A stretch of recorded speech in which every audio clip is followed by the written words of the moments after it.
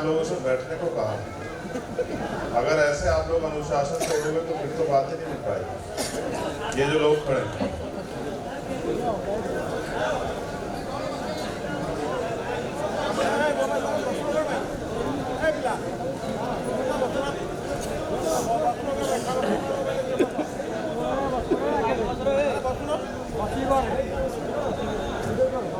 आप में से कितने लोग हिंदी समझते हैं? बोल कितने सकते हैं? ऐसा ना हो कि मेरी सारी मेहनत बेकार चली जाए, बाद में मुझे कोई कहे कि भैया जो बोल के गए हमें समझ तो नहीं आया, मगर बोल तो कुछ रहे। तो ऐसा नहीं होना चाहिए। असल में मेरे ऊपर काम ज्यादा है, वरना मैं उड़िया भी सीख सकता हूँ। अगर मैं ये करूंगा तो फिर महाराष्ट्र वाले बोलेंगे मराठी भी सीखो, कर्नाटक वाले बोलेंगे कन्नड़ भी सीखो, तमिल वाले हैं तो मलयाली भी सीखने को बोलेंगे, तो ऐसे तो खराब हो जाए। हिंदी चलेगा सर, हिंदी चलेगा। हिंदी चलेगा ना? मैं आप सभी का बहुत बहुत धन्यवाद करता हूं।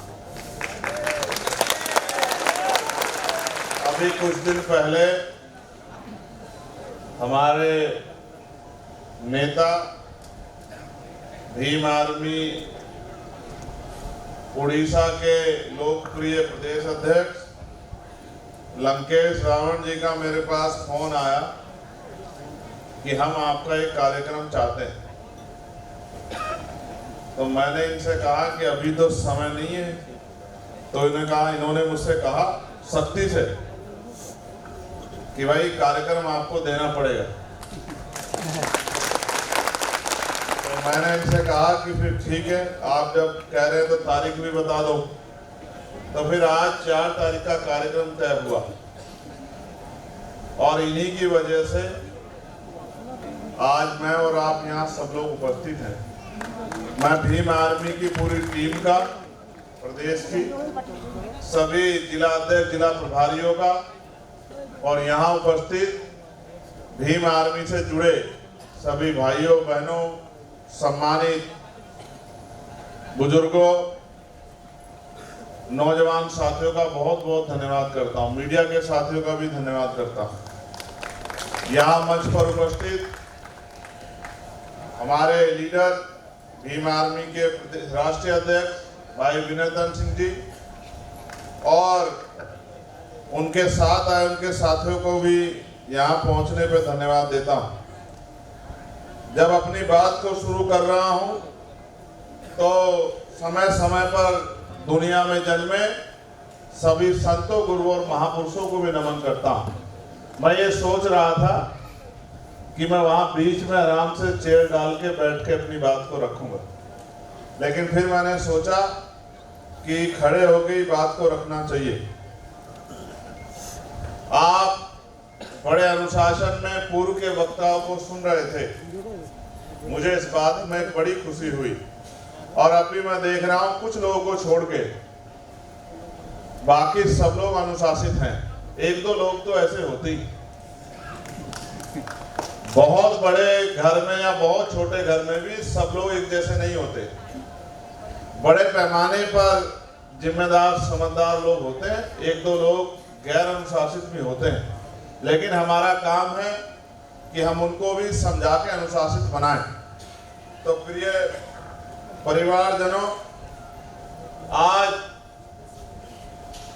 उड़ीसा के भुवनेश्वर में जब मैं और आप बात कर रहे हैं तो मेरा आपसे आग्रह रहेगा, जो साथी भीम आर्मी से जुड़े हुए हैं वो अपने फोन कृपया बंद करें और अपना दिमाग मेरी तरफ लगाएं, क्योंकि जब वो अपना दिमाग एक हाथ पकड़ के फोन में लगाएंगे, मैं इसका उदाहरण से बताता हूँ तर्क के साथ, कि जब आप स्कूल में पढ़ते हैं, कॉलेज में पढ़ते हैं और टीचर पढ़ा रहा होता है और आपका ध्यान किसी दूसरी चीज में होता है, तो जब पेपर आता है और पेपर में वो क्वेश्चन आता है जो मास्टर ने पढ़ाया होता है, टीचर ने, तो फिर आप उसके जवाब में 0 लिख के आते हैं और आपके नंबर भी 0 ही आते हैं। इसलिए जब कोई अध्यापक पढ़ाए तो आपको सब चीजों से ध्यान हटाकर उसी चीज की तरफ ध्यान केंद्रित करना चाहिए जो टीचर पढ़ा रहा है। अगर आप उसकी तरफ ध्यान केंद्रित नहीं करोगे तो आप सीख नहीं पाओगे, और जब आप सीख नहीं पाओगे तो आप सिखा भी नहीं पाओगे।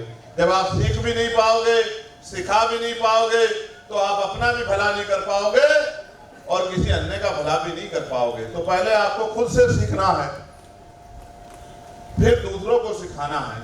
आज आप यहाँ इतनी बड़ी संख्या में आए हो तो पहले आज आपको सीखना है, एक एक बात को अपने दिल और दिमाग में स्थापित करना है। हालांकि मेरा अनुभव यह है कि जो चीज चित्र के रूप में या चलचित्र के रूप में दिखाई जाती है उसको आदमी ज्यादा जल्दी सीखता है। ये मेरा अनुभव है कि जो फिल्म के जरिए, गाने के जरिए या किसी जागृति जत्थे के कार्यक्रम के जरिए जो चीज दिखाई जाती है, ये रिसर्च भी है कि वो लंबे समय तक याद रहती है। इसके अलावा आपने देखा होगा कि स्कूल में टीचर तो सब कुछ पढ़ाता है लेकिन सब कुछ हमें याद नहीं रहता। इसलिए हम कोशिश करेंगे कि साधारण भाषा में बात आप तक पहुंचे, और जब बात आप तक पहुंचेगी और आपकी समझ में आएगी तो बात दूर तक जाएगी। और हम लोग भी यहाँ इसलिए आए हैं कि बात दूर तक जाए, क्योंकि जब तक बात दूर तक नहीं जाएगी और उड़ीसा के घर घर तक नहीं जाएगी और अंतिम व्यक्ति तक नहीं जाएगी, तब तक आपका भला होने वाला नहीं है। क्योंकि ये लोकतंत्र है, ये राजतंत्र नहीं है। लोकतंत्र में अंतिम व्यक्ति का भी योगदान होता है, तो हमें अंतिम व्यक्ति को भी तैयार करना है। प्रिय बंधुओं, बहनों, भाइयों, मैं आपका धन्यवाद करने के साथ अब अपनी बात को शुरू करता हूं। और बात को शुरू करते हुए भगवान तथागत बुद्ध से लेकर उनके समकालिक जन्म में सभी महापुरुषों को नमन करता हूं। साथ साथ राष्ट्रपिता ज्योतिबा फूले, डॉक्टर बाबा साहब अम्बेडकर, छत्रपति साहू जी महाराज, भगवान बिरसा मुंडा, ईवी पेरियार रामानायकर स्वामी, पेरियार यादव, बाबू जगदेव प्रसाद कुशवाहा, जननायक कपूरी ठाकुर, महामना रामचूर वर्मा, मान्यवर दीना भाना वाल्मीकि और मान्यवर काशीराम साहब को भी नमन करता हूं।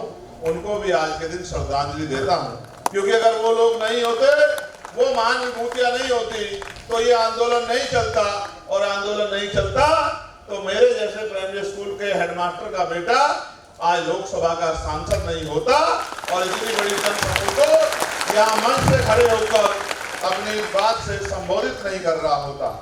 तो मैं अपनी बात को यहाँ से शुरू करता हूँ, जब बाबा साहब अम्बेडकर ने कहा है कि जो समाज अपना इतिहास नहीं जानता वो कभी अपने भविष्य का निर्माण नहीं कर सकता है। पहले हमें इतिहास को जानना चाहिए। आप अगर हाथों की ताली बजाने में भी अपना ध्यान भटकाओगे तो भी आपकी समझ में कम आएगा। मैं तो ये चाहता हूं कि आप सारा ध्यान मेरी बात पर ही रखें, ना तालियों पर ध्यान रखें, ना झंडे को लहराने में, क्योंकि इसका तो बहुत समय आएगा जब आप मेरी बात आपको अच्छी लग जाए तो मेरे बात को खत्म होने के बाद आप खूब ताली बजा लेना। लेकिन अभी क्योंकि जो मैंने सीखा है, आप मेरी तरह जेल में जाके लाठियां खा के, अन्याय सह के, मुसीबत सह के, भूखा प्यासा रह के अगर सीखना चाहते हो तो उसमें बहुत सारा समय लगेगा।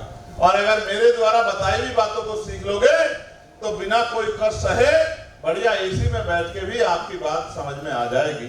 जो मैंने और हमारे साथियों ने धक्के खा के, खाद छान के, मुसीबतें सह के, जेल में काली रातें काट के और तमाम तरह की परेशानियां उठा के सीखा है, वो आप बहुत आसानी से मेरे द्वारा सीख सकते हैं।